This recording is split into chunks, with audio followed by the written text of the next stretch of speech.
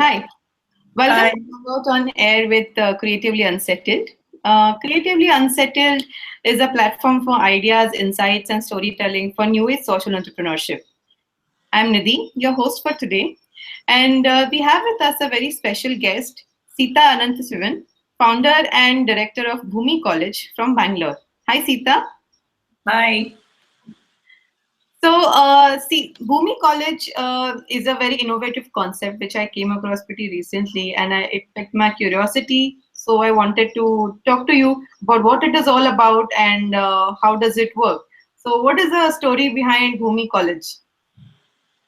Uh, See, today everyone is seeing in the newspapers and from various sources about all the kind of ecological issues that we are faced with, right? Whether it's climate change in one extreme or lakes drying up and water problems, all kinds. And many youngsters today want to go into these kind of issues, want to be part of the solution and so on. And there aren't many places where they can go and equip themselves better for it. Yes, you have a few, you can do MSc in ecology in some places or PhD and so on. But that's not really, what is needed today, you know. And what we feel is, we need more hands-on work and we need more experiential understanding of issues. We need more inspiration from wonderful people who have done various interesting things themselves, and so on, And most of all, we feel that,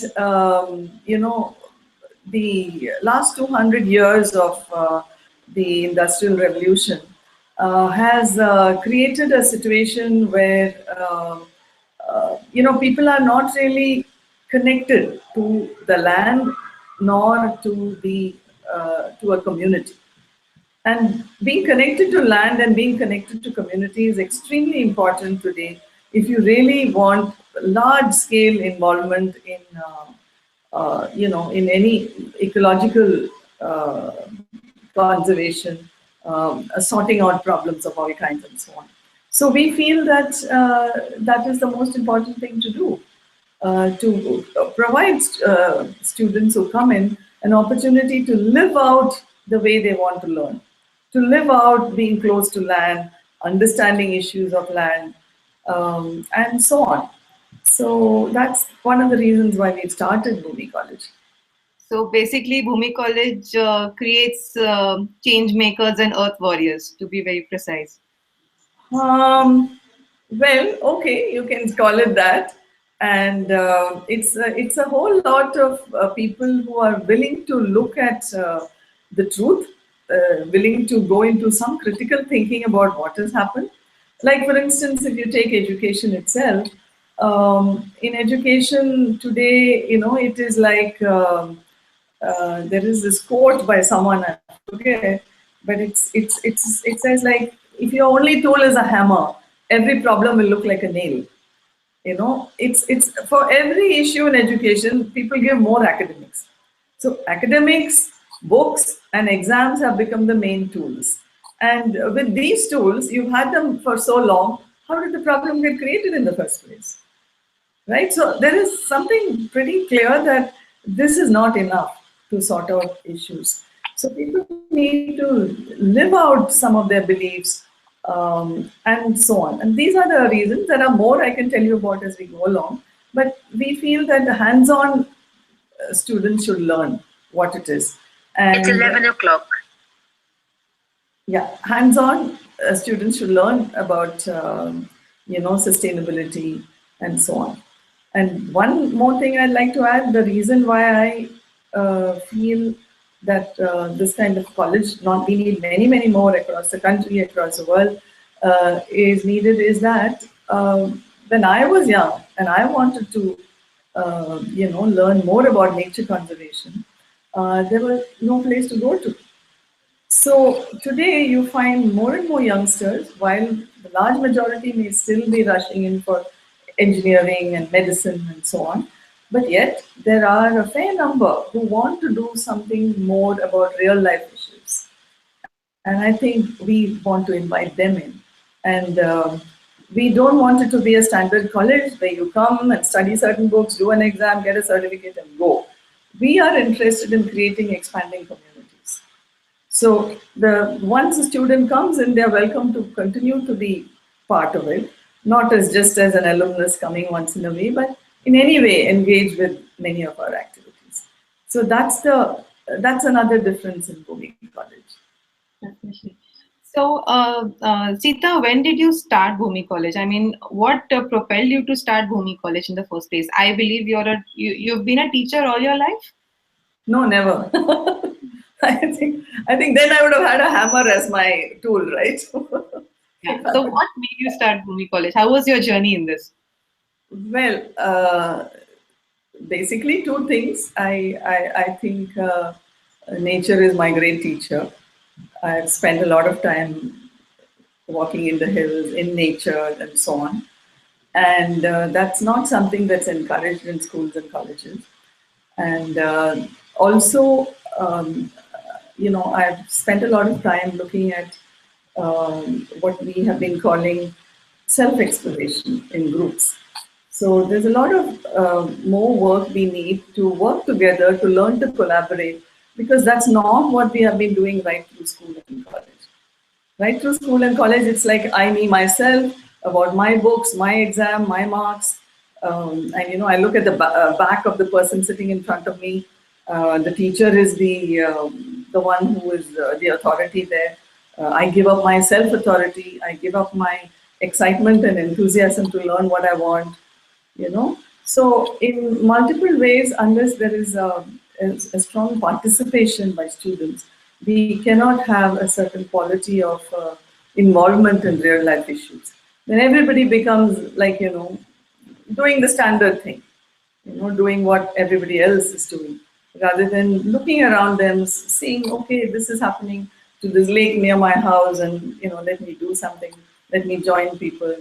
Now, it is true that many who have done standard education also are joining such movements. It's not that standard education completely ruins everything for everyone, but I still feel there is a space where people would like to come and learn hands-on, meet inspiring people, and we try and get some great people who've done a lot of beautiful work, whether it's Satish Kumar from Schumacher College in the UK, Ashish Kotari, who is spearheading a very, very good and important movement on alternatives, Vandana Shiva, who's done a lot of work on ecological agriculture, and many others like this. So we want our students to meet people and get inspired. So, are there any, significant projects or significant initiatives started by your students that you would like to talk to us about? Yeah, but maybe apart from what Bhoomi has started, like I think before Bhoomi, in 1999, we started a school called the Prakriya Green Wisdom School. And this school again looks at how a whole lot of new kinds of learning is required in school. Yes, it is an ICSE school, and to that extent, there are many limitations. But yet, we have more than 108 species of trees. We have opportunities for organic gardening. Students go out and do real life projects around here, and so on. And the reason for all of this is, you know, it is said, many people have done a lot of research, and they say that 95 to 99% of one's behavior is determined by one's unconscious. You know? Whether the food we eat, the way we get addicted to certain things, we mechanically make certain decisions. We don't even realize it half the time. We make the decisions that we have seen adults doing before we were born, and then our friends, and what's happening on TV. All these things unconsciously determines our likes, dislikes, interests, passion, whatever. So we need in a school not just to teach things in a class, but build a culture which is what affects the unconscious of everybody. So you actually do rainwater harvesting, you actually do many things which are, you actually learn about plants and about soil. I mean, frankly, after my schooling and college, I thought soil was like so much mud on which will sort of a placeholder for plants. It holds the plants. It's much later that I realized that good soil is full of bacteria, millions of them. So these millions of beautiful, wonderful bacteria which give us our food, we don't even know about after so many years of school. And what's happening is our land is getting eroded with chemical agriculture, with, our food is therefore full of chemicals, health problems are increasing, everything is connected. So all these connections, we kind of live out and learn. So we have a canteen in the schools, students participate in some bit of cooking, some bit of gardening, so they know these basic realities. So this was a major kind of a project, you can call it, or it's an institution that we've tried to build. There are a whole group of teachers. Now we are about 180 or so adults anchoring the school. Then we have students and then we have parents.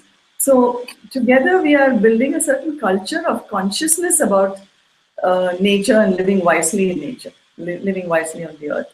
So that consciousness to build, you need a whole culture building which happens through actually living out realities, not by studying them alone. So that was a foundation. The similar thing we are doing at a higher level in Bhoomi College. Correct, correct. So basically now the way that we are going, the way the education system in India is going, we need more of educating models or knowledge models that are holistic in nature than just books and exams and classroom sessions. The more you go out, the more you learn. Yeah. Right. So I also happened to notice that you recently had an event called Sustainability Confluence, which talks about future prospects for students after Bhoomi. So for students who are actually doing these kind of courses, even outside Bhoomi, what are the prospects that they can look at? Well, actually, the sustainability confluence was not just about prospects. It was also bringing together various people who are in the space of education for sustainability. So we had professors from Azim Premji University who also do certain courses on sustainability. Then another group called ICAM in Bangalore and another one called Blue Ribbon Movement from Bombay. So we all came together to just share. And also many students who've already done the sustainability courses came. And it's just an open space for sharing, talking about where anybody could walk in and try to understand what this world is all about. And maybe they may be interested in joining one of these many groups and taking their interest further, whether through a once a month program, whether like through our 9-month program, or various kinds. So that's what we did. And in the process, of course, everything is connected. That is, people also get to know what kind of prospects are there. And when we come to that, I think there are like two major things we have to look at. One, if someone is interested in looking at macro issues, whether they want to go into organizations which are into policy, understanding policy and shaping policy, that's really big work. But a few organizations are doing such things. There are also activists trying to, whether it is working against GM or whether it is trying to bring together all kinds of alternatives, people in alternatives. So that is one area where there is no path laid out, no ready-made job.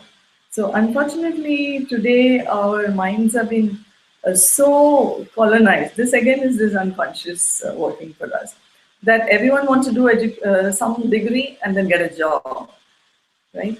Here, you need to create your livelihood. And it's not impossible. Many are doing it. And a handful of jobs are also there. It's not that they are not there at all. So we kind of expose students to many others who are doing it. Because large amount of the micro level work, I talked about the macro level work, But large amount of the micro level work, which is has to be localized.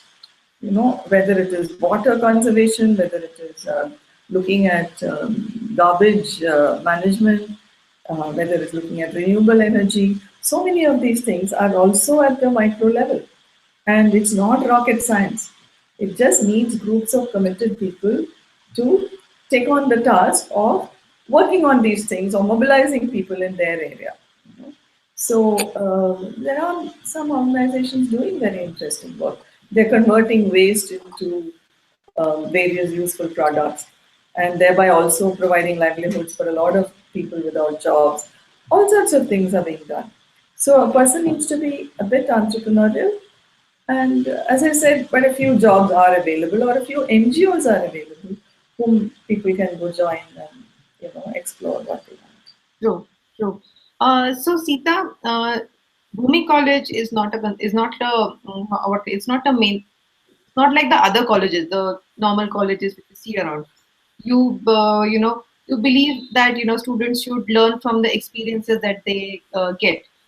So what I would like to ask you is, what would be your view that now that we have sustainable development goals written down for us to be achieved by 2030 in terms of education, that is goal number 4, how do you think we should proceed towards achieving these goals from an education perspective? Okay. Now, before that, I would just like to look at one thing which I have not mentioned, which is we do believe in a holistic approach. It doesn't mean we don't read and gain from the knowledge that others have created or others have spelled out for us, made it easier for us to access. So there is a lot of reading, but it's just that it's not mechanical completing the syllabus. Students can sometimes go ahead and do their own research and bring it into the class. So there is a lot of self-initiated learning, which is also partly academic, as in not academic. I would say we like to build intellectual rigor rather than academic rigor. There is no need of an exam, but there is a need of intellectual rigor of thinking through, looking hard at various issues, and be willing to learn from, in completely new areas. All this requires a certain intellectual rigor.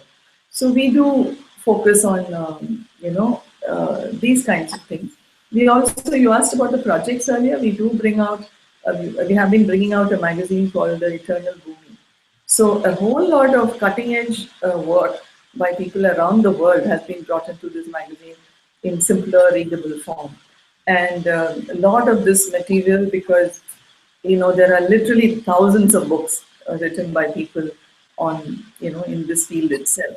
It's not possible for most students to, read a lot, but yet they get a gist of various areas, whether it is eco-spirituality, whether it is, renewable energy, whether it is looking at community building, multiple kind of sharing, is what we bring into the magazine and also into the class. That has been a big aid in the classroom, in the Bhoomi classes. Then your present question was about, sorry. uh, Now that India is working towards Okay. Yeah. sustainable development goals, so Yeah. how do you think we should go ahead in order to achieve these goals from an education perspective? What changes do you think we need to bring about on a major scale so that we are successful in achieving these goals? Yeah. Like two things come to mind. One is about, as I said before, living out your learning. Children have to see these things done in the school. Children have to realize that some 35 to 40% of carbon emissions is because of food, because of chemical agriculture and excessive focus on livestock, for which forests are continuously being cut down. Even today, so many acres are being cut down in Amazon and so on. And such kind of decimation of our natural resources is also adding to the carbon emissions, as in the carbon sinks are going when you cut down forests. So we feel that students should be aware of these things, but also try and do what they can in their whole school. It's like, if chemical agriculture is creating such a problem. How about learning a bit of organic agriculture? Now, some of the other countries have woken up to this. In US, there is a lot of work going on. In the UK, more than 5,000 schools have started organic gardens in the school. And this is simply because, UK imports 90% of its food. And they're beginning to get worried about the future because of climate change. If there is a lot of, lack of, like other countries are not willing to export enough food to the UK, they have lost the skills of growing food. So they feel they have to bring back those skills to the children. And therefore, there are NGOs, others, there's a lot of support to, help schools get into organic gardening. And organic gardening is a place where children learn about life.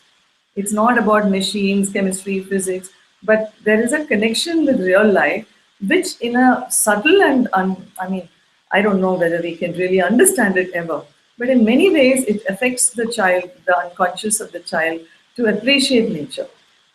We cannot all live in forests, but we can easily have an organic garden. So that is one big thing. And the second thing is connected to this, but a little different. India still has about 70% or more in the rural areas. And yet we do the same kind of education across. And there's so much of encouragement for everybody to come into rural areas. Into the urban areas. The urban areas are getting to be a mess. Now, it's one thing that many of the Western countries have become urbanized so much. In India, with a huge population, if farmers are committing suicide, they're not finding farming viable. What is going to be the future of the cities? It's not at all a pretty thing to look forward to. I'm from Bangalore, so we see what's happening to Bangalore as a city. And it's children also, the third thing is, I'm sorry, I didn't complete this point. In rural areas, we need to really question whether the same syllabus ought to be followed. The syllabus, incidentally, was created a long time back along with the Industrial Revolution in the UK. It was created to support factories. It was not created to support a holistic life or ecological living. I've heard from an Englishman, I have yet to check out this detail, that, when the first factories were started in Manchester, workers were not interested in working because they'd always been farmers. And when they were threatened, your salary will be cut, they didn't mind because they'd never been on salary anyway. And when they were asked to come on time, they didn't. They said the work is boring and so on. So whoever, the people, the elders of those times, in their wisdom, decided that they need schooling because from a very small age, this is the same thing as building the unconscious. Small age children need to be colonized, or I would rather say, habituated into certain ways that will suit the factory.